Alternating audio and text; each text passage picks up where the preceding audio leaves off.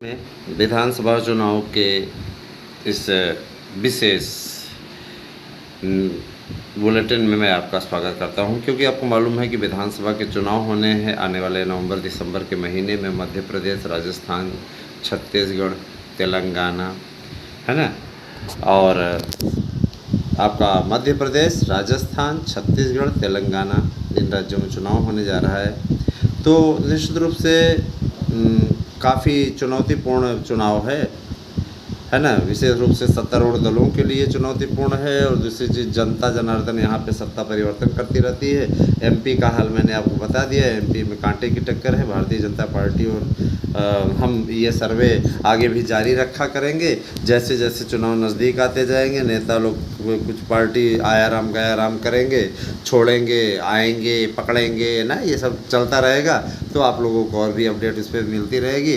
तो मैं शुरू करता हूँ आज आप लोगों के लिए सबसे अहम राज्य राजस्थान की, जहाँ पे 5 साल पे सरकारें बदलने का ट्रेंड लगातार 30 वर्षों से चल रहा है, और इस बार भी कुछ क्या स्थिति बनती है मैं आप लोगों को पूरा बताने जा रहा हूँ। राजस्थान ही एकमात्र ऐसा राज्य है जहाँ पर भारतीय जनता पार्टी को अपने लिए उम्मीदें दिख रही हैं। बाकी मध्य प्रदेश में जिस तरीके से नेता साथ छोड़ के जा रहे हैं, या यूँ कह लीजिए सिंधिया का जिस तरीके से रुख बदल रहा है, आने वाले दिनों में ज्योतिरादित्य सिंधिया फिर से कांग्रेस की तरफ पलटी मार जाएं तो इसमें कोई आश्चर्य नहीं होगा।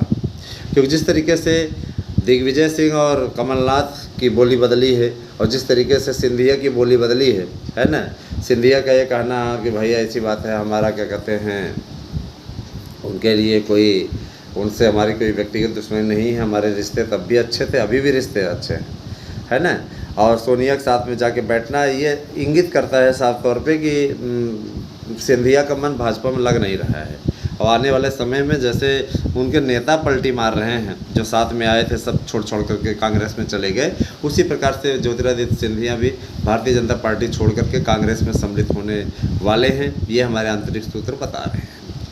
ये बात तो रही। देखिए, मध्य प्रदेश में जब तक सिंधिया नहीं थे तब भी भाजपा मजबूत थी, और उसके बाद भी तो इनके जाने आने से कोई फर्क नहीं पड़ता है।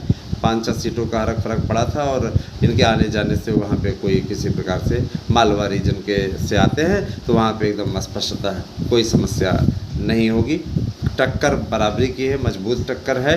तो ये मध्य प्रदेश की स्थिति रही, मैंने आप लोगों को पहले ही बताया था। एमपी का सर्वे। राजस्थान पे आते हैं। देखिए, राजस्थान में अशोक गहलोत के नेतृत्व में कांग्रेस की सरकार चल रही है। जाहिर सी बात है, कांग्रेस ने वहाँ कई लोक कल्याणकारी योजनाओं को लागू किया है, इसमें कोई दो राय नहीं है, ठीक है।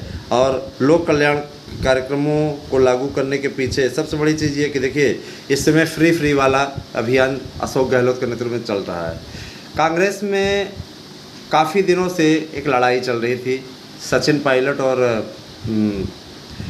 क्या कहते हैं अशोक गहलोत के बीच में, लेकिन उसका पूरा कोई लाभ वहाँ की सत्तारूढ़ विपक्ष में रहने वाली पार्टी भारतीय जनता पार्टी उठा नहीं पाई। कारण ये कि नेतृत्व कई धड़ों में बटा हुआ है। नेतृत्व में कोई वसुंधरा राजे सिंधिया का समर्थक है, तो कोई अर्जुन मेघवाल का समर्थक है ना, कोई गजेंद्र शेखावत का सपोर्टर है। सपोर्ट इस प्रकार से नहीं चलते हैं। जाहिर सी बात है कि उसके लिए मजबूती से आना पड़ता है, ठीक है।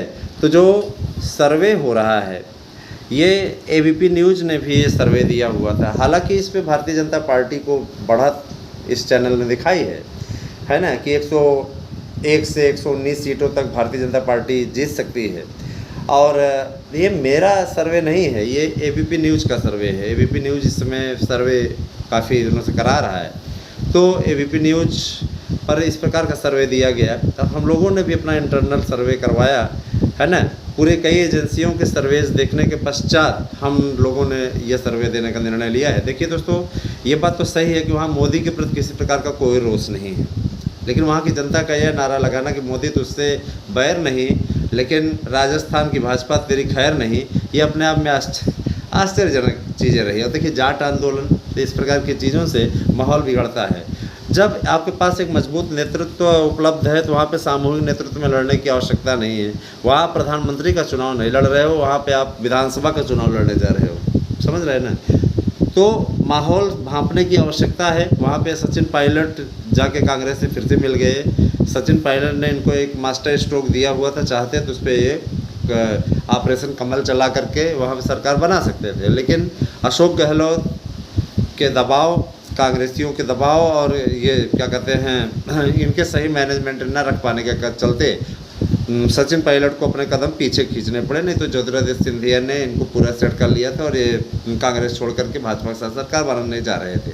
ठीक है, लेकिन वसुंधरा राजे ने ऐन वक्त पे इन लोगों को पलीता लगा दिया, बोला कि हम अलग होकर के समर्थन दे देंगे। इस प्रकार की बातें छन छन के आई थी और अभी राजे जी की फ़ोटो भी कल ही आई है अशोक गहलोत के साथ में, तो ये स्पष्ट हो रहा है कि भैया आप सीधा सीधा सिद्धांत इनका कि आप हमें नेतृत्व दोगे तो आपकी लड़ाई लड़ेंगे, नहीं नेतृत्व दोगे तो हमारा रास्ता अलग, आपका रास्ता अलग। तो राजस्थान भी भाजपा के लिए आसान नहीं होने वाला है।